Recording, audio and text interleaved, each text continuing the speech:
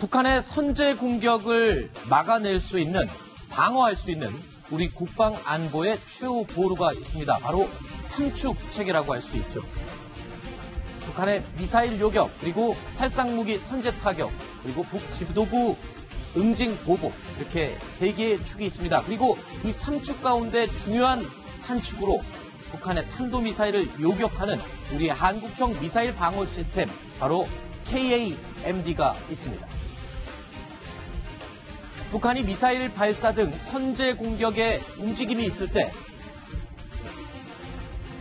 선제적으로 우리가 먼저 타격하는 시스템 또는 이를 요격하는 시스템이 바로 KAMD, 미사일 방어 시스템이죠.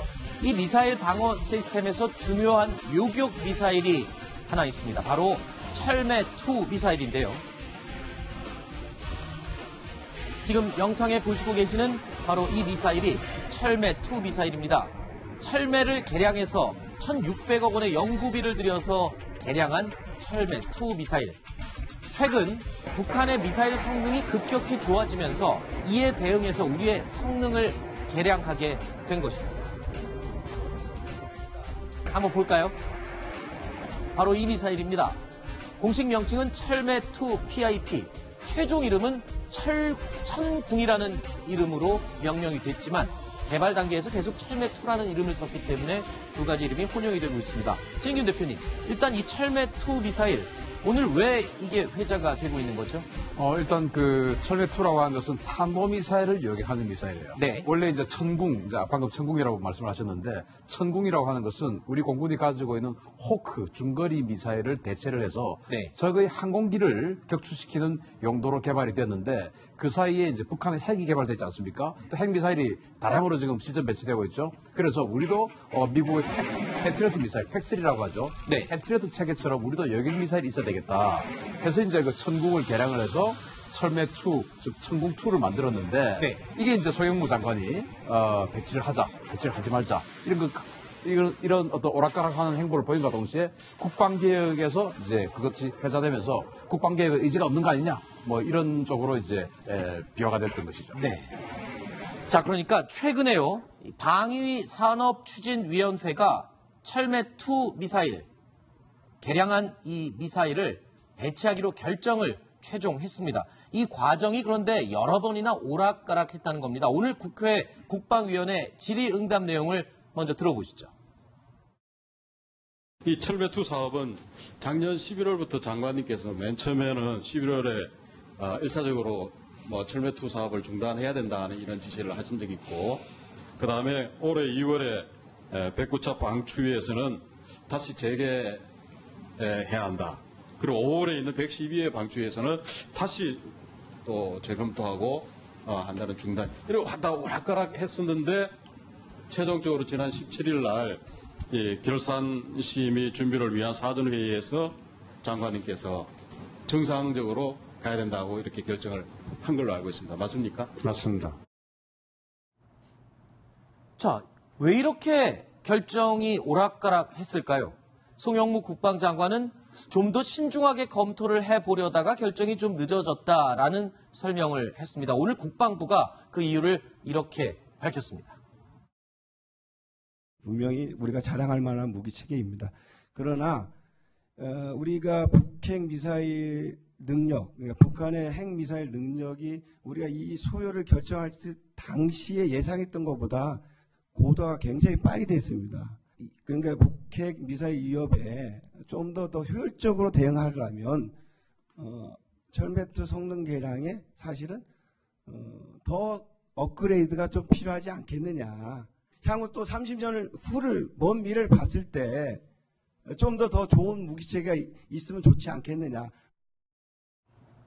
그러니까 조금 더 좋은 무기체계가 있는지를 검토하다가, 또 한 가지, 북한의 미사일이 최근에 급격히 발전했기 때문에 그에 대응하는 미사일 체계가 또 없는지 두루두루 살펴보다 보니까 오락가락하게 됐다, 이런 설명인 것 같은데요. 잠시만요. 자, 그러다 보니까 송영무 국방장관이 직접 밝히지는 않았지만 일각에서는 이런 분석을 내놓기도 했습니다. 사실 미국이 만든 SM-3 미사일, 요격 미사일 있죠. 이지스함에서 발사되는 요격 미사일입니다. SM-3 미사일이 더 성능이 좋은데 이런 미사일을 도입해야 되는 게 아니냐는 고민을 하지 않았느냐. 또 한 가지. 지금 미국과 일본이 이지스함과 연동해서 발사하고 있는 이 SM-3 미사일, 우리 해군도 도입해야 되는 게 아니냐.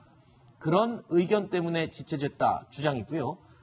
하지만 국방부 그리고 공군 측에서는 철매2로도 성능이 충분하다. 그렇기 때문에 굳이 SM-3를 도입할 필요는 없는 거다.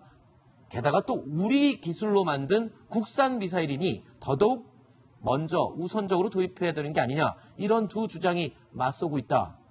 이렇게 정리를 할 수가 있겠는데요. 이게 이제 방금 정리해 주신 대로 군 내의 어떤 그 헤게모니 싸움이 가미가 되었고 송영무 장관의 어떤 그 자기의 평생의 소신이 또 가미가 돼 있고 네. 또 정치 상황이 또 가미가 돼 아주 복잡한 거예요. 네. 송영무 장관은 원래 이제 해군의 기획관리참모부장이라고 해서 모든 무기 체계 소요를 결정하고 그 무기 구매 사업을 하는 사람이었어요. 그때 이제 SM-3를 하고 싶었던 사람입니다. 네. 이지스함을 추진했던 사람이고 그러니까 자기는 SM-3를 해야 되는 사람이에요. 그런데 국방 예산이 한정돼 있지 않습니까? 그러니까 철매2 이거 방공 미사일 요격하는데 이거 좀 예산 자르면 SM-3 할 수 있지 않을까라고 이제 생각을 한 거고 공군 입장에서는 방공이라는 것은 공군의 영역인데 어디 해군이 지금 숟가락을 올려 하는 거냐? 네. 우리 공군이 해야 된다. 이제 이런 것이고 그러다가 작년 11월 달에는 순수하게 자기 SM-3 그 어떤 그 상황으로 이야기를 했다가 작년 2월 달에 그게 이제 비난 여론이 거세지니까 그러면 뭐 철매 그대로 가야지라고 했다가 갑자기 평창 동계올림픽이 되면서 남북 해빙 무드가 되고 정상회담이 실시됐지 않습니까? 그러니까 5월 달에 방위사업추진위원회에서는 또 이제 그 상황을 보고 이 철매2 안 하는 게 좋겠다라고 했다가 또 국민 여론이 거세지니까 왜? 지금 정상회담 하는 거고 지금 북한의 핵이 지금 비핵화된 거 아닌데 무슨 소리냐? 우리 무장을 왜 낮추냐? 하니까 그러면 SM-3 하려고 더 좋은 거 하려고 한다라는 말은 하지 않고 그냥 우물쭈물 하다가 다시 그러면 이렇게 하겠다. 뭐 이렇게 된 거라고 저는 봅니다. 사실 오늘 오전 국방부 기자실에서도요. 기자들이 이런 부분에 집중해서 물어봤습니다. 아니 국방부 장관의 입장이 계속 오락가락하면서 아니 무기 도입 사업 자체가 방위산업 자체가 오락가락하게 되는 게 아니냐. 이 부분을 지금 굉장히 오랫동안 따져 물었었거든요. 그러니까 이 철매2가 이 완전히 유용한 무기라는 게 확인된 것이 2015년 연말이었습니다. 네. 연말에 완성됐고 그래서 우리는 어떻게 생각했냐면 2016년 말 정도면 실전부터 될 거로 예상을 하고 있었는데 네. 현재 이 정부가 바뀌면서 오락가락 하다 보니까 현재 시간이 한 1년 반 이상 지연됐죠. 네. 국가들이 굉장히 큰 손실이고 그다음에 철매2가 개발되지 않으면 그 다음 단계인 이건 MSAM이거든요. 네. 미들 레인지 서비스 투 에어 미사일이니까 다음 단계가 롱셈입니다. LSAM인데 우리가 지금 LSAM을 개발을 해야 됩니다. 그러면 철매2를 충분히 우리가 사주지 않으면 업체에서 그걸 만들 수가 없어요. 그러면 우리의 대공 미사일 방어 체계가 국산화되는 걸 완전히 그냥 포기하는 것이 되는 것입니다. 그런데 그걸 갖다가 못하게 한다 그러다가 가만히 생각해 보니까 큰일 나겠거든. 네. 그래서 이제 다시 뒤집은 겁니다. 네. 자, 그렇다면 송영무 국방장관은 왜 이렇게 SM-3 미사일에 관심이 많고 또 철매2와 비교를 오랫동안 했을까요? 성능을 한번 비교를 해볼까요? 그냥 단순 비교입니다. 철매2 미사일과 SM-3 미사일을 단순 비교해보면 사거리나 유격 고도 그리고 비행 속도 면에서 비교가 되지가 않습니다. 그러면 단순 비교를 할 수 있는 무기일까요? 그건 또 아닌 것 같습니다. 자, 먼저 요격 방어 범위를 살펴보겠습니다. 지금 현재 철매 미사일 포대가 전국에 7군데 설치가 돼서 방어를 한다. 이 빨간 점 표시가요. 방어를 할 수 있는, 요격 방어를 할 수 있는 범위입니다. 설치가 될 예상. 그렇죠. 자, 이 7군데를 배치를 해서 전국적인 방어를 해야 된다라는 건데요. SM-3 미사일 같은 경우에는 그냥 이지스함이 한 척이 바다에 떠 있으면 한반도 전체가 방어되는 엄청나게 넓은 방어 범위를 가지고 있습니다. 그렇다면 방어 범위를만 따져갖고는 굉장히 비교가 되지 않습니다. 그래서 방어 고도를 한번 비교를 해봤습니다. 자, 지금 초록색으로 보이는 것이 철매 미사일이 방어할 수 있는 방어 고도고요. 하늘색으로 되어 있는 부분이 SM-3 미사일이 방어할 수 있는 방어 고도입니다. 그러니까 미사일이 발사됐을 때 SM-3 미사일은 그만큼 고고도에서 더 많은 범위의 고도의 미사일을 방어할 수가 있고요. 철매2 미사일의 경우에는 보겠습니다.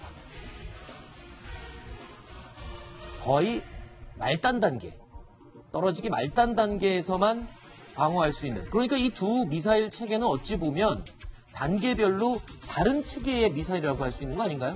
SM-3가 2차 여격에 들어가고 네. 그것이 혹시 실패를 하면 마지막으로 아까 이제 우리가 그 여격 범위를 보셨듯이 7개 네. 포대를 배치를 하면 이 대한민국을 전부 다 지킬 수 있는 게 아니고 네. 그 7개 포대가 배치되어 있는 기지, 뭐 공군기지든지 미사일 기지든지 뭐 해군 함대 기지든지 뭐 이런 데 아니겠습니까? 네. 그 기지 주변에 있는 일부 지역만 지킬 수 있는 게 철매2예요. 네. 그런데 그 일부 지역이 대한민국의 안보를 지키는데 중요한 곳이기 때문에 철매2를 갖다 놓는 것이고 네. SM3는 국토 전체를 지키겠다라고 하는 것이거든요. 그러니까 네. SM3 여격 실패하면 이제 철매로 여격을 하겠다는 것인데 네. 문제는 이 SM3가 뭐 그렇게 보면 굉장히 좋죠. 네. 그러나 SM3는 또 최저 여격 고도라는 게 있습니다. 네. 따라서 그 100여 킬로 이상에서만 SM3는 작동을 하거든요. 네. 그러면 북한의 단거리 탄도미사일에다가 핵을 탑재를 하고 아주 저고도 비행을 시켜서 많이 때려버리면 SM3가 또 여격할 수 없는 그런 또 단점이 있어요. 그러니까 철매와 SM3는 같이 가야지 어느 한 군데만 해서는 안 되는 겁니다. 그렇군요. 그러니까 철매 말고 SM3가 더 좋은 게 아니냐라는 생각 자체가 어찌 보면 잘못된 전제. 상호 보완입니다. 그렇죠. 그러면 가장 좋은 금상첨화라고 해야 될까요? SM3도 도입하고 철매도 도입하고 두 가지 모두를 도입하는 게 완벽한 방어 체계일 텐데 지금 우리가 논란이 되고 있는 부분은 SM3냐 철매2냐 이 두 가지 중에 꼭 선택을 하나 해야 되는 것처럼 상황이 됐잖아요. 만약에 두 개 중에 하나를 선택한다면 신인김 대표님은 어떤 걸 선택해야 된다고 보십니까? 저는 SM3를 합니다. 더 방어 범위가 넓은 미사일을 왜냐하면 철매2하고 똑같은 성격의 패트리어트3 체계가 지금 8개 포대가 있기 때문에 아하. 또 주한미군의 SM3가 또 서너 개 포대가 있어요. 네. 그러니까 저는 SM3를 한다면 북한의 SLBM이라든지 또 EMP 공격이라든지 이런 고고도에서 또는 전방향에서 공격해오는 여러 가지를 다 막을 수 있는데 사드라든지 철매라든지 이런 네. 것들은 북한 쪽에서만 날아오는 것만 방어할 수 있고 네. EMP 공격을 막을 수 없어요. 네. 그래서 저는 SM3를 선택합니다. 한 개만 하라면. 저 같은 경우는 철매2를 선택하겠습니다. 김종국 시장께는 철매2를 선택해야 된다. 두 개 중에 하나만 선택해야 된다면. 그렇죠. 왜 그러냐면 현재 우리가 이제 지대공 미사일, 이 여경 미사일을 계속 개발해야 되는데 이 여기서 만약에 철매2를 포기하게 되면 앞으로 기술 개발을 완전히 포기하는 것이기 때문에 아하.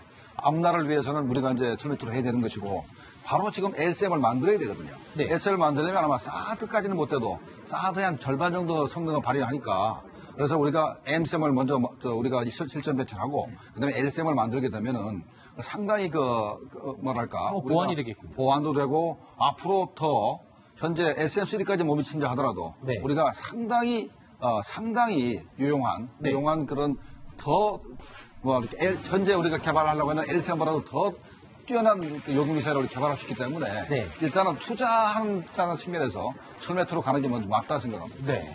그리고 또 이 철매2와 SM3의 가격을 비교해 보면 차이가 많이 나거든요. 맞습니다. 아까 우리 7개 포대가 그랬는데 현재 SM3는 한 개 포대가 한 1조 원 정도 됩니다. 네. 1조 원 정도 되고 근데 철매2는 7개 포대 다 해도 1조 원 정도 되기 때문에 네. 발수에 있어서 숫자가 뭐 7배 이상 더 발수가 훨씬 많죠. 네. 그런 측면에서는 뭐 철매2가 더 유용하다 생각이 됩니다. 네. SM3 한 개 포대 1조 원은 아니고요. SM3 이제 철매 한 개 포대는 1,500억 원 해서 이제 7개 포대를 하면 좀 1조 원 정도 예산을 가지고 이제 진행을 해왔었는데 SM3 같은 경우는 기존에 우리 이지스함 있지 않습니까? 그 이지스함의 레이더를 업그레이드를 해주는 비용이 한 대당 한 척당 한 1,500억 원 이상이 들어요. 네. 그래서 세 척을 다 해주면 4,500억 원의 업그레이드 비용만 있으면 거기다 이제 미사일 탄값만 들이면 되는 것이죠. 네. 그래서 한 개 포대가 1조 원이 아니고 네.